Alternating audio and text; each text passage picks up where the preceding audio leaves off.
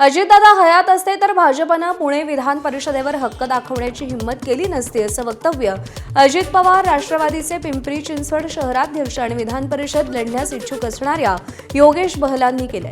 यामुळे महायुतीत सर्व काही आलबेल नसल्याच्या चर्चांना पुन्हा उधाण आलंय। बहल एवढ्यावर थांबले नाहीत। उपमुख्यमंत्री सुनेत्रा पवार या राजकारणात तुलनेनं नवख्या आहेत। याचा फायदा भाजप घेऊ इच्छितो का? भाजपकडून दबाव तंत्राचं राजकारण खेळलं जाऊ शकतंय का असे प्रश्न त्यांनी विचारले असता कदाचित त्यांचा असा प्रयत्न असू शकतो हे नाकारता येणार नाही असं म्हणत बहलांनी नव्या राजकीय चर्चेलाही हवा दिली आहे।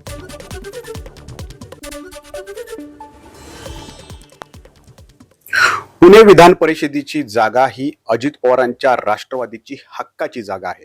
मात्र भाजपनं या जागेवरती दावा सांगितलाय।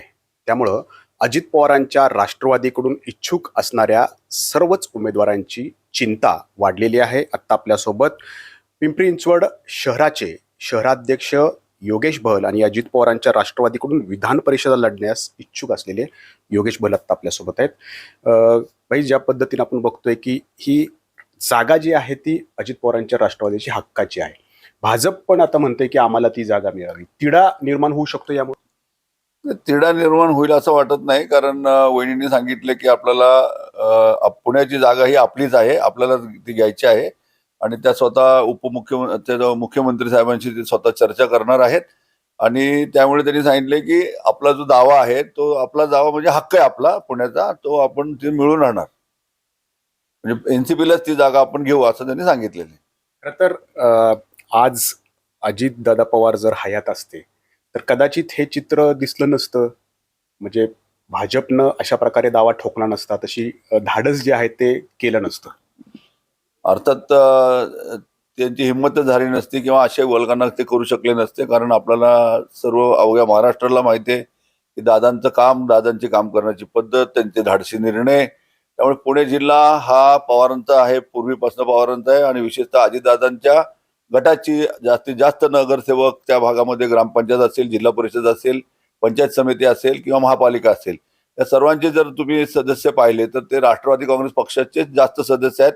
त्यामुळे अशा प्रकारची वल्गना करायचं धाडस त्यांनी कदाचित केलं नसतं। तुम्ही जसं म्हणाले की अजित पवारांच्या राष्ट्रवादीचे सदस्य म्हणजे मतदार जे आहेत ते जास्त आहेत।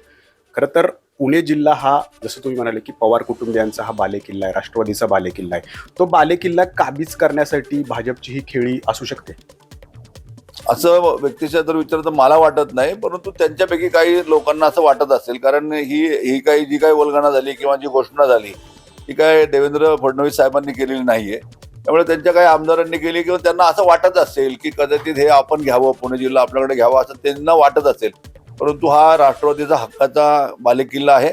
त्यामुळे इथे वहिनींनी पण आम्हाला शब्द दिलाय, त्या स्वतः मुख्यमंत्री साहेबांशी, शिंदे साहेबांशी बोलणार आहेत आणि ते म्हणले की मी हा आपला जो हक्काचा किल्ला आहे, आपल्या हक्काची जी सीट आहे ती मी निश्चित आपल्याला घेऊन येईन इथे। त्यामुळे आम्ही सर्वांनीच मिळून सर्व अधिकार, उमेदवार निवडीचे अधिकार, सर्व अधिकार आमच्या राष्ट्रीय नेत्या जे आहेत किंवा राज्याचे उपमुख्यमंत्री आदरणीय सुनेत्रा वहिनी आहेत, त्या सुनेत्रा वहिनींना हे अधिकार देत आणि आम्हाला विश्वास आहे की ती सीट नक्की आणतील।